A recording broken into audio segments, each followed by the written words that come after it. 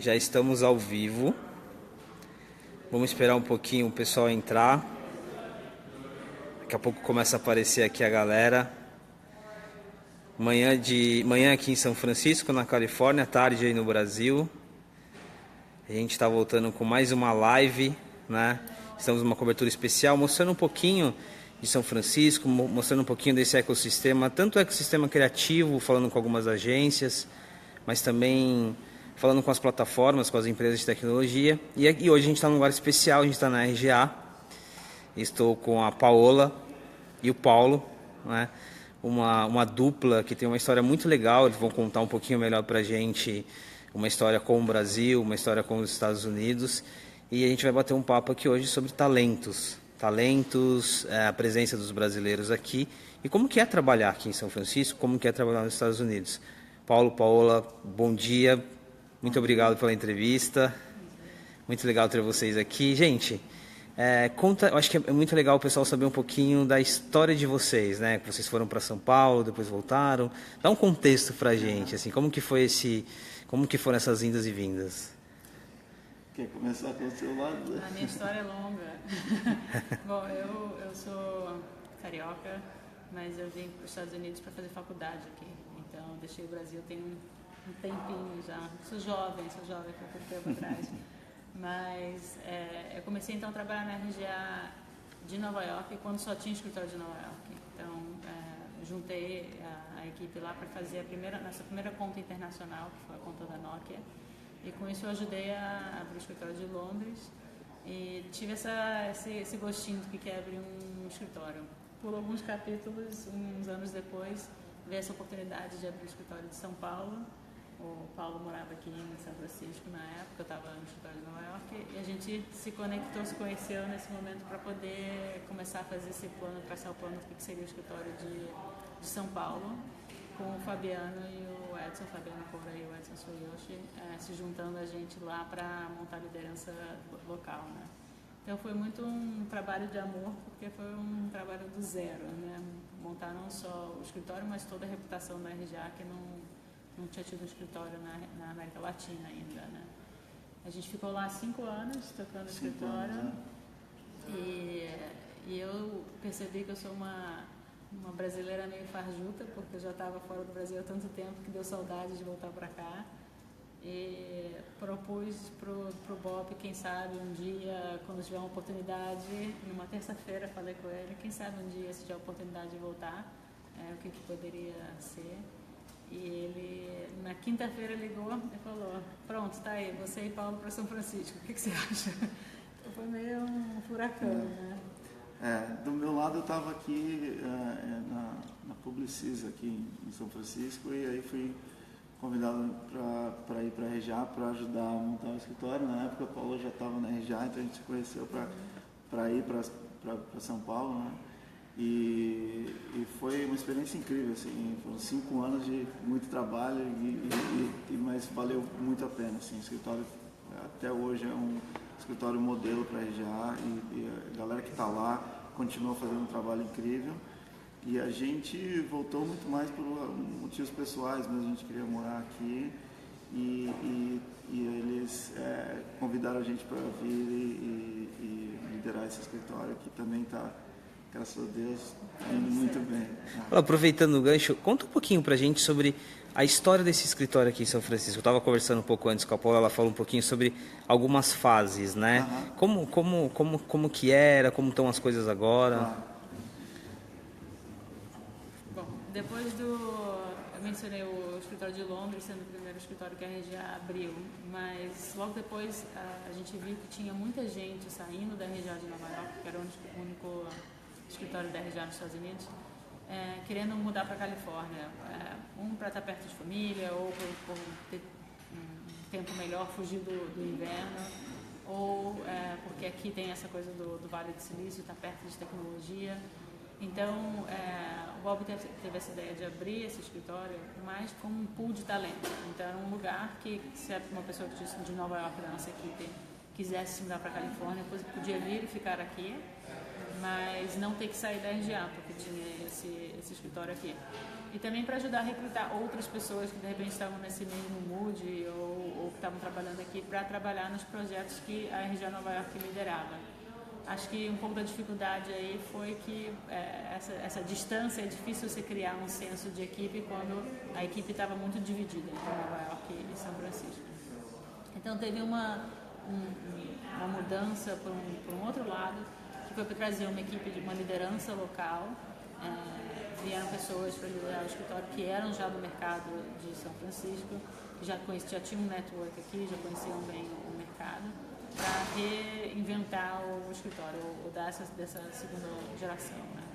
Acho que a dificuldade aí é que a RJ é um bicho esquisito, né? A gente trabalha de uma maneira muito única, que é uma maneira conectada entre todos os escritórios. Então, se você não tem esse entendimento, esse DNA da RJ, se você não tem os contatos pessoais, fica difícil se integrar, né? Então, acho que esse escritório acabou virando uma RJ que era mais ou menos uma ilha menos conectada com a rede, quanto o Bob gostaria que fosse, né? Então, a ideia, para mim, eu e do Paulo virmos para cá, era justamente para trazer pessoas que já tinham tanta experiência de montar um escritório, quanto a experiência de RJ, esse DNA, da gente já conhecer as pessoas, de poder pegar o telefone e saber para quem ligar, que quando a gente liga a pessoa vai atender, porque a gente sabe, se conhece, né? Então, trazer esse DNA, essa conexão para cá, né? E tem ajudado, né? Acho que a gente tem esse... A RJ trabalha muito como uma network, né? A gente acho que não teve um projeto que a gente fez que não teve outras pessoas de outros escritórios trabalhando junto. Se você der uma olhada no escritório, todas as salas de reuniões são conectadas, todos os nossos servidores, tudo foi desenhado para ajudar nessa integração. E a gente tem conseguido fazer muita coisa legal porque a gente traz as pessoas que têm uma habilidade específica, um skill específico de outros escritórios, às vezes para ajudar nos projetos nossos. E eu acho que esse é um segredo da RJ, por isso que a gente consegue fazer tanta coisa diferente, né? Porque não é que a gente tem que ter todas as habilidades nesse mesmo escritório, a gente tem as habilidades que a gente conta com as habilidades dos escritórios do mundo inteiro. Qual que é o desafio? Aqui vocês são vizinhos do Facebook, do Google, de tantas empresas de tecnologia, né?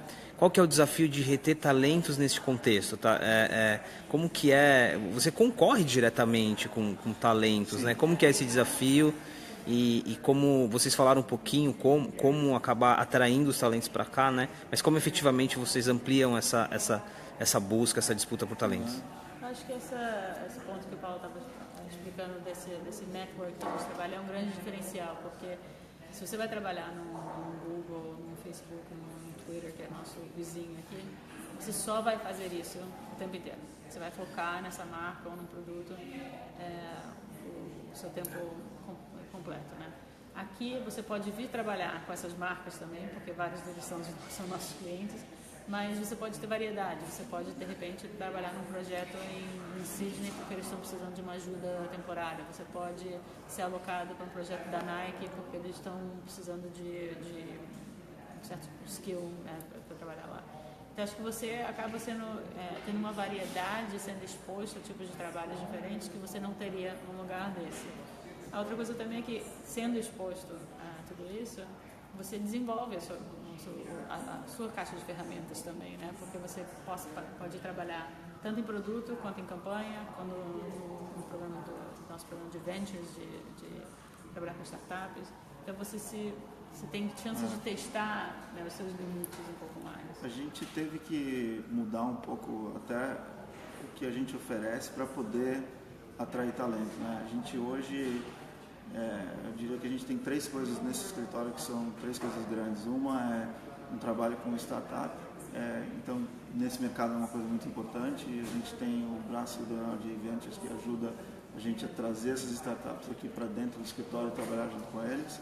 A gente tem o trabalho com os clientes normais, que é o trabalho que a maioria das agências faz, né? Um trabalho de comunicação e desenvolvimento junto com outros clientes. E a gente tem uma parte também que a gente chama de RJ Embedded, que é um time do escritório da RJ que vai trabalhar dentro do cliente.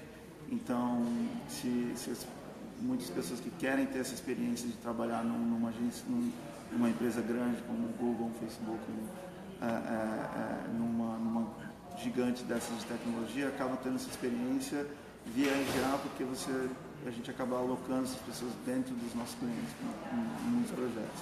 Então a gente teve meio que dar essa adaptada dos projetos que a gente oferece até para poder continuar atraindo talento, e tem funcionado muito bem. Paulo, é legal deixar claro aqui, pelo que eu entendi, então vocês adaptaram um formato com esse projeto de ter profissionais alocados no cliente, porque as plataformas elas têm muito esse perfil de incorporar funções. Sim. Talvez uma função que era de uma agência, eles fazem isso internamente, isso é muito comum. Sim. Se você olhar todas essas empresas, essas grandes de tecnologia, elas têm um time interno, tanto de criação quanto de desenvolvimento, né? Então, eles têm os times deles internos. Então, se a gente fosse tentar bater de frente, vamos dizer, competir de frente com eles, com as coisas que eles fazem, a gente seria mais um tentando disputar esse mercado. E o que a gente fez é fazer o contrário. A gente é um parceiro deles, e muitas vezes a gente trabalha com essas empresas num modelo tradicional de agência, onde a gente pega o brief e a gente cria o trabalho e entrega. Mas muitas vezes a gente trabalha em parceria com eles de ir até eles e trabalhar junto com a equipe deles e ser um suplemento ao que eles já têm dentro das empresas. Eu acho que a vantagem aí é que num cenário ou no outro, a gente está dentro da barriga do monstro, a gente está sabendo tudo o que está acontecendo, né? Então a gente tem acesso aos sistemas do cliente, a gente tem conversas de corredor, a gente consegue mostrar o trabalho sem estar finalizado, sabe? Ter essa conversa ao longo do processo, que eu acho que a gente consegue trabalhar mais rápido. Não é aquela questão da agência pegar, trabalhar, fazer uma apresentação, perde um pouco da formalidade do negócio, é realmente uma colaboração, né? E o trabalho vai mais rápido, ele é melhor implementado, melhor implementado, vou falar isso. Porque o que a gente está propondo, a gente sabe que vai acontecer, sabe que pode acontecer, porque o cliente está pronto para implementar isso, né? Então, é um sistema muito mais, um processo muito mais eficiente. O que acaba sendo hoje? A gente sempre fala, né, a criatividade continua sendo um grande diferencial das agências e tal. E essas empresas incorporando essas áreas, elas estão focadas muito em produtos, no desenvolvimento dos produtos, né? Como que entra a parte da comunicação, marca, que eu acho que é aí que é onde vocês atuam fortemente também, né? A gente acaba fazendo os dois. Hoje eu diria que essas empresas, essas grandes tecnologias aqui do Silicon Valley, elas têm o braço dela que desenvolve o trabalho de marca também, o trabalho criativo também. Não é só o trabalho de desenvolvimento de produto. E a gente acaba servindo muitas vezes com essas empresas, como um outside perspective, né? Porque uma coisa é você conseguir construir uma marca olhando para dentro, só com pessoas que estão dentro, que conhecem muito bem do próprio negócio, mas às vezes o fato de você estar muito próximo tira um pouco essa tua capacidade de avaliar o resto do mundo e saber, beleza, esse é o lugar onde minha marca se encaixa, né? E muitas vezes a gente trabalha com essas empresas nesse modelo de vamos desenvolver o que vai ser a marca, ou criar uma nova comunicação, uma nova visão para essas grandes marcas, e o nosso papel acaba sendo de trabalhar junto com os criativos deles para trazer essa outside perspective, essa visão de fora de mundo, para ajudar eles a falar, olha, eu sei que você gostaria que fosse assim, mas na real o mundo lá fora é um pouco diferente. Acho que isso com as empresas grandes, né? Mas com as startups, acho que a gente acaba tendo um peso mais com sim, com certeza. Com startups é um modelo completamente diferente, porque startups é um trabalho de sentar junto com os CEOs, são os fundadores, né? Que são normalmente são esses garotos que tiveram essa ideia brilhante, que tem uma ideia super inovadora, uma tecnologia que ninguém tem, mas que não tem um lado de brand building, né? Não tem uma visão, às vezes, de marketing, ou de como construir a marca. E a gente acaba sentando junto com eles, entendendo o produto deles e ajudando eles a criar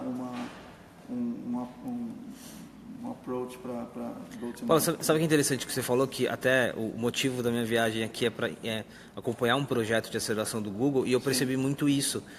Comunicação é um gap. Você tem um pessoal muito focado no desenvolvimento, no produto, muitos engenheiros, ou um marketing muito focado na performance, né? Mas quando você chega na construção de marca, na forma de se comunicar, tem um gap. É uma dificuldade de se explicar, né? Porque de repente a tecnologia é brilhante, mas se você não sabe explicar o valor daquilo, para quem que aquilo serve, você fica meio perdido, né? E alguma outra ideia brilhante vai aparecer que vai distrair todo mundo, né? E a realidade é que muitas dessas, se você olhar a história de todas essas startups, desde uma que virou um gigante até a que ainda está começando, todas elas começaram com uma ideia de um produto e se modificaram, se adaptaram e se transformaram ao longo do tempo, né? E o que a gente tenta fazer nesses nossos programas de startups não é tentar definir um plano para 10 anos, porque a gente sabe que essas coisas vão mudar de qualquer jeito, mas é tentar identificar no momento qual que é a maior oportunidade e quais são as coisas, priorizar para eles, que é muito importante, quais são as coisas que eles precisam fazer imediatamente para se diferenciarem, né? E conseguir entrar no mercado com um produto que realmente é diferente, que tem um motivo para dar certo. Se esse motivo para dar certo, se essa diferenciação vai durar 3 anos ou 10 anos, a gente nunca sabe. Mas pelo menos esse começo, por isso que a gente chama de accelerator, é esse foco para conseguir acelerar essas empresas no começo. Vou fazer uma ponte agora aqui, antes da gente entrar na parte um pouco mais de mentoria, né? Até para fazer jus ao título, que é trabalhar nos Estados Unidos, como funcionam as coisas aqui. Vocês montaram uma operação no Brasil, então vocês entenderam muito de perto todas as especificidades do nosso mercado, né? E o Brasil tem muitas características.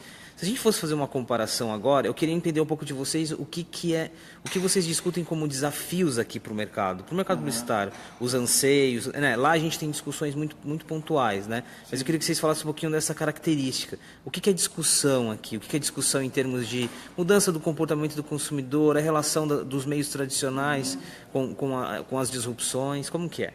Eu acho que a maioria dos clientes que a gente tem aqui nesse escritório são globais, né? Então a gente está lidando direto com CMOs que estão preocupados com o produto ou com a comunicação no mundo, né? E o mundo é muito diferente, né? Dependendo do mercado. Então tem um debate agora de aonde que você põe a ênfase. Você põe uma ênfase de inovar e ir para as novas tecnologias, ignorando um pouco as tecnologias mais antigas ou mais padrões, ou focar naquilo com menos ênfase na inovação, porque aquilo ainda funciona para grande parte do mundo. Então, essa distribuição da mídia, do investimento, acho que é uma discussão que ainda acontece. Acho que a outra coisa também é aqui nos Estados Unidos, sendo um mercado bastante avançado de tecnologia, tem muito challenger, né? Tem muita marca que está ganhando marca ou produtos ou serviços que estão ganhando poder muito rápido, porque a adaptação à tecnologia nova acontece muito rápido aqui, né? Todo mundo tem um telefone bom, todo mundo tem boa internet. Então, eu estava conversando recentemente com um cliente de moda, mais na parte de beleza, e eles é uma marca super forte, é uma marca grande, global, mas que está razoavelmente assustado porque tem serviços de kits de beleza que são entregues em casa sem uma loja, é só um site, e você recebe sua caixinha em casa, que está desafiando o negócio deles, né? Então, você tem que ter esse balanço, você tem que continuar servindo a sua clientela que você tem leal para as lojas, os serviços, etc. que você tem, mas você também tem que estar sempre pensando em como você está um passinho à frente, porque vão aparecer outros querendo comer pelas beiradas, né, um pouco. Eu acho que também tem acho que a grande diferença é que você sente que essa disruption, essa mudança que a tecnologia traz para as empresas, aqui você vê na pele todo dia e acho que é mais claro isso, porque a sensação que eu tenho é que a gente não tem um CEO ou um CMO das empresas que a gente trabalha que não está ou super preocupado e realmente trazendo a gente para conversar e ter essas conversas de mais alto nível de como transformar, ajudar a transformar a empresa, ou já mudando tudo, já transformando, já mexendo no toda a operação da empresa para acomodar essas mudanças, entendeu? Enquanto eu acho que talvez no Brasil ainda exista, tenha conversa, mas ainda não, eu não vejo assim isso acontecendo com a mesma rapidez. E eu acho que a gente sente isso na pele com os nossos clientes. Assim, não tem um cliente nosso que não veja a importância dessa mudança, dessa transformação, e que não queira estar que não precise, que não veja que a empresa deles tem uma necessidade de mudar muito rápido, né? Mas ainda é importante pensar nesse portfólio de novas tecnologias, né? No Brasil, a televisão ainda funciona muito bem, dependendo do que você queira comunicar para quem, né? Mas a adaptação a novas tecnologias, quando acontece muito rápido, né? Então, e acontece primeiro aqui em São Francisco, eu acho. Muitas das coisas que a gente vê, se você tem certeza que você já deu uma volta por aqui, só nesse bairro você vai olhar todas as empresas de tecnologia e todas esses aplicativos que você vê. Tem um amigo meu que fala que se dá uma volta por aqui, parece que está olhando a tela do seu telefone, porque são os logos que você vê em todos os aplicativos, né? E é verdade, as coisas começam aqui e eu acho que elas têm você começa a ver muito rápido aqui que elas realmente estão mudando, estão transformando. Então os CMOs e os CEOs que estão nessa área, eles têm essa sensação que as coisas estão se aproximando muito rápido, eles têm que mudar mais rápido. Acho que São Francisco é único nesse sentido, porque é meio um laboratório, né, de tudo isso. Por ser o Vale do Silício, onde as grandes techs estão, por ser onde as startups tem um grande número aqui, e por ser onde os investidores estão também. Então tem startup de fora que vem testar aqui primeiro porque quer testar perto dos investidores. Então acaba que eu tenho uma pastinha de aplicativos no meu telefone que, se essa pastinha for deletada, a minha vida para, porque ela resolve a minha vida inteira, né? Desde o supermercado ao banco, a táxi para levar a criança na escola. E é engraçado a quantidade de startups e de aplicativos que estão surgindo aqui, né? É impressionante. Gente, vamos para uma parte muito legal, estamos quase terminando a nossa live. Nossa audiência está bem legal, o pessoal muito curioso. É aquele ponto que todo mundo quer saber, né? Como faço para trabalhar nos Estados Unidos. Eu acho que tem aqui um papel legal de vocês de dar uma mentoria aqui. Então, primeiro, aqui tem 9 brasileiros, né, Paulo, aqui atuando aqui. Acho que são mais de 9. Um pouco mais de 9 brasileiros, não só na RGA, outras agências aqui com muitos brasileiros atuando aqui, muitos bons brasileiros atuando aqui. Como que é? Para a pessoa que está nos assistindo agora, que tem uma projeção de carreira internacional, qual é o desafio de chegar até aqui, né? Qual é o caminho para chegar até aqui? Se é tão simples assim. Eu acho que é uma pergunta complicada, né? Porque é muito única para cada pessoa, né? Acho que tem 2 ângulos para você ter uma carreira nos Estados Unidos ou fora do Brasil. Tem o ângulo de experiência de vida, que isso que é a prioridade, você vai para qualquer coisa, qualquer lugar que seja, e tem o ângulo de você realmente fazer uma carreira fora, né? Se for uma experiência de vida, pega a primeira coisa que aparece, vai, investe, mergulha, se arrisca, né? Se for uma questão mais de carreira, eu acho que o importante é focar menos no destino e mais no que você pode oferecer para uma empresa aqui fora, né? E para chegar lá não tem solução, mas é ralar, né? É você tentar coisas diferentes, você criar um portfólio legal. É super importante entender as tecnologias, não só como você comunica elas, mas você saber qual o código, né? Como que uma coisa é criada, como é que um telefone funciona, o que está por trás desses aplicativos, quais são as novas tecnologias que estão surgindo, por que elas são importantes. A gente está sempre testando, como o Paulo falou, tem sempre um aplicativo novo aqui. A gente estava falando do Google Halo também, sempre aparece uma coisa nova para você tentar mudar e se atualizar. Às vezes é penoso, porque você já se acostumou a uma outra tecnologia. Mas você sempre tem que estar fazendo isso. Acho que é legal, tem muita oportunidade no Brasil. A RGA São Paulo é um escritório fenomenal. Desde a parte do negócio com o Fabiano, o Edson, mas tanto da parte da criação, o Saulo, que a gente conhece há séculos já. Eles estão fazendo tudo que a gente está fazendo aqui, e até com mais garra, porque os clientes têm que convencer, demora mais para convencer um cliente lá, né? Então é um lugar legal de começar uma empresa como a RGA São Paulo ou outras agências internacionais que fazem no Brasil, porque você entra numa rede, né? E aí você estando nessa rede, você pode conectar com pessoas de fora, entender o que eles estão fazendo. Essa parte de relacionamento é muito importante, você sugar o conhecimento das pessoas de outros mercados. E aí, no nosso caso, no caso da RGA, a gente faz muita transferência também, né? Aqui no escritório, estava contando antes, a gente tem, são 21 nacionalidades, né, aqui representadas. Então, é um escritório de 100 pessoas que tem 21 pessoas que já vêm com outras referências, com outra mentalidade, né? E essa colaboração é muito legal. Então, você está entrando numa rede, numa empresa, numa agência que tem essa rede internacional, você tem chance de se conectar com gente do mundo, aprender deles e quem sabe isso abre uma oportunidade também. Qual o peso dos prêmios? A gente sabe que num outro período os prêmios eles tinham um peso para quem tinha o foco em carreira internacional. Hoje, que peso que os prêmios possuem? A gente também estava falando, né, Paulo, sobre como que um cara deve chegar aqui, as expertises que o cara deve ter. Ou seja, o prêmio continua sendo relevante, o peso que ele tem mudou? Acho que continua sendo relevante. Eu acho que mais do que o prêmio é você estar entre os grandes trabalhos que ficam famosos mundialmente, né? Então, se você está envolvido num trabalho que teve essa visibilidade internacional, é mais fácil você, quando está mostrando a sua pasta aqui nos Estados Unidos ou em qualquer outro lugar do mundo, quando as pessoas reconhecem o seu trabalho, já viram antes, sabem quão interessante é, né? Conseguem sentir um pouco que se eu trouxesse essa pessoa, eu conseguiria ter esse tipo de trabalho aqui também, né?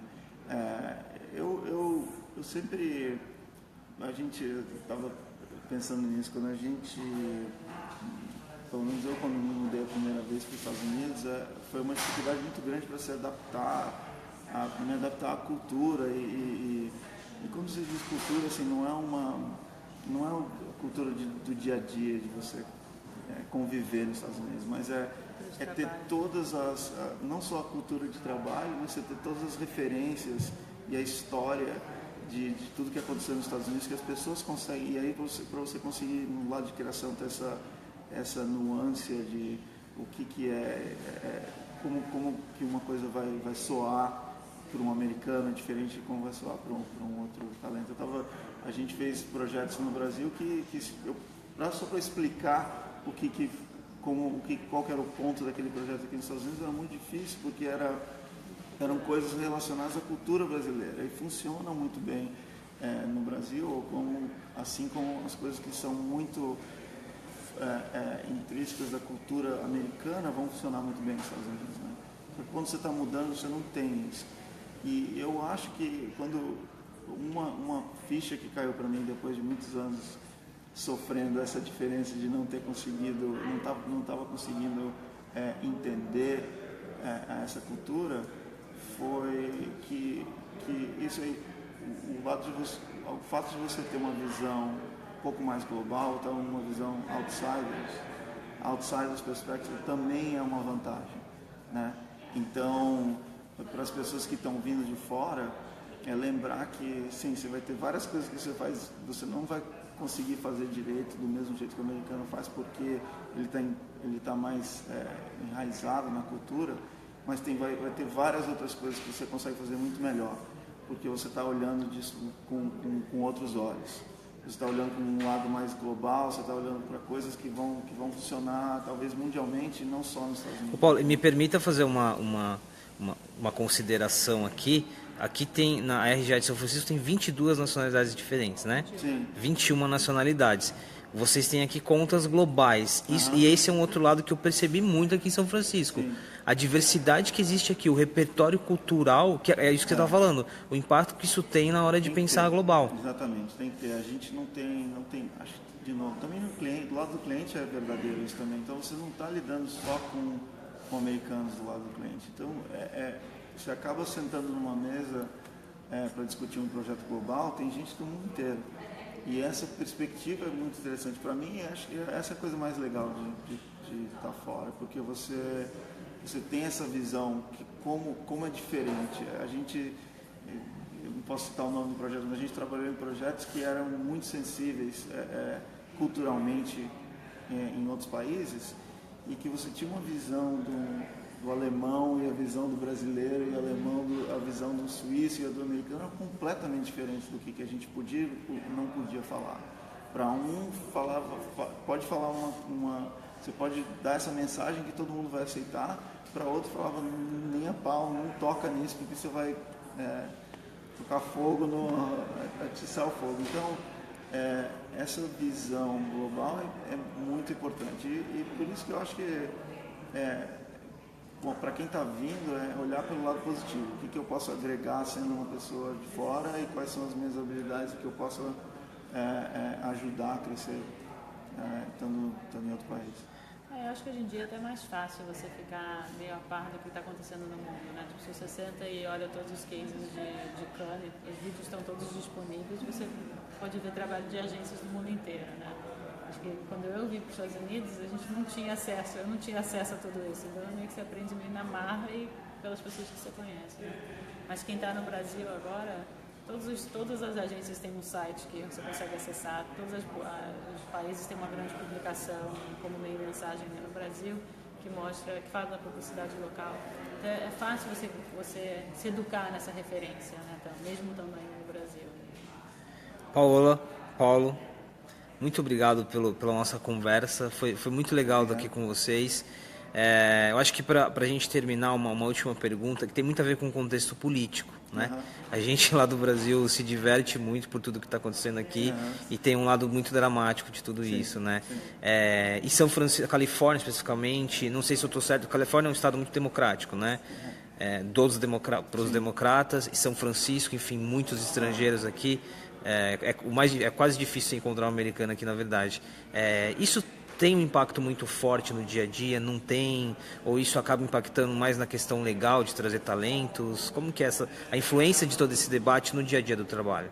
Eu acho que o impacto disso a gente ainda está aprendendo, né? Eu acho que teve um impacto imediato, mas existe uma certa reticência quanto a vistos, a se importar talento, até trânsito de talento internacional pelo mundo, né? A gente cancelou uma viagem recentemente, né, por causa disso.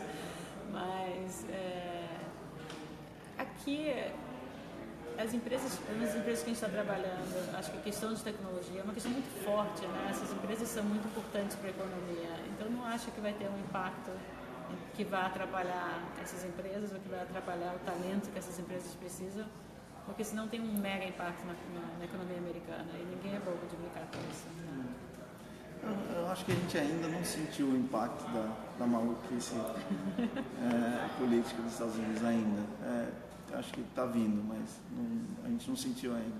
E eu acho também que, como você falou, os estados da Califórnia, principalmente aqui a cidade de São Francisco, tem uma cabeça tão aberta, que quando isso aconteceu, quando o Trump foi eleito, eu me lembro de ter sido assim, você andava na rua, parecia que era um velório. A cidade inteira ficou muito, muito chocada, ninguém esperava, o tal da bolha, né? Estava todo mundo achando que estava tudo bem, que isso nunca ia acontecer. Aqui no escritório me lembro de gente chorando, passando pelos corredores chorando. Foi assim, terrível. E eu acho que mostra que a cabeça, não só acho que do californiano, mas também Nova York, acho que dos dois lados, tá brigando muito contra as coisas que ele está tentando fazer, e você vê o estado da Califórnia agindo contra. Então, para a gente aqui, a gente não sentiu ainda muito da loucura do Trump, mas é um pouco também como os Estados pode Unidos. Ser que venha. Os Estados Unidos funciona muito, os estados têm muito poder, né? Então, se continuar assim, a Califórnia continua Ou seja, work in progress, né? A gente ainda vai saber tudo que vai acontecer. Gente, muito obrigado pela entrevista. Pessoal, vocês que acompanharam aí também, muito obrigado pela audiência. Eu continuo aqui, depois dá um pulinho no nosso stories, eu vou mostrar um pouquinho do prédio aqui da RJ, que é bem legal. Vou mostrar um pouquinho da praça que tem aqui em frente, enfim, tem bastante informação. E é isso, muito obrigado. Eu me despeço de vocês e continuo acompanhando a nossa cobertura em todas as nossas plataformas. Um abração.